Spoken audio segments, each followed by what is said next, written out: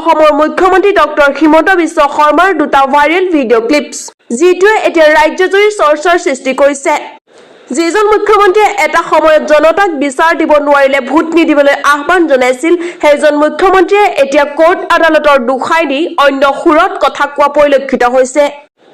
যিদিনাখন মই বিফল হম সিদিনাখন আপোনালোকে মোক শাস্তি দিব কিছুমানে কৈছে যে ২৬ত ভোট নিদিও হি স্পষ্ট কথা আমি যদি জুবিনক ন্যায় দিব নোৱাৰো আমাক আপোনালোকে কিয় ভোট দিব নিদিয়াটো স্বাভাৱিক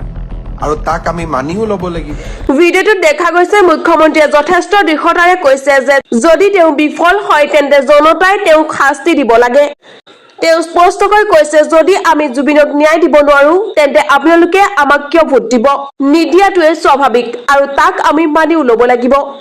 এই ভাষ্যই তেতিয়া ৰাজ্যৰ মাজত ব্যাপক প্ৰভাৱ পেলাইছিল কিন্তু সময়ৰ পৰিৱৰ্তনৰ লগে লগে মুখ্যমন্ত্ৰীৰ ভাষ্যও যেন সলনি হৈছে ন্যায় কোনে দিয়ে ন্যায় কোৰ্টে দিয়ে আৰু কোৰ্টেটো ইলেকশ্যন নেখেলে মই কৈছো কি ন্যায় কোনে দিয়ে কোৰ্টে দিয়ে কোৰ্টেটো ইলেকশ্যন নেখেলে কোৰ্টত আৰ্গুমেণ্ট হয় গতিকে যিসকলে ন্যায় বিচাৰে তেওঁলোকে আদালতত গৈ উকিল লগাব লাগে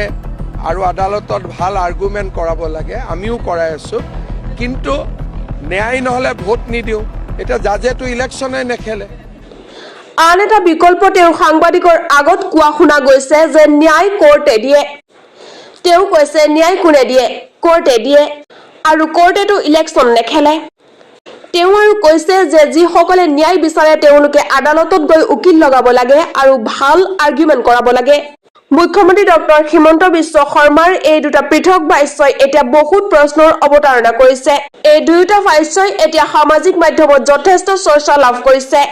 ৰাইজৰ মাজত প্ৰশ্ন উঠিছে ৰাজনীতিৰ এই ৰং সলনি হোৱা কথা আৰু কিমান দিনলৈ চলিব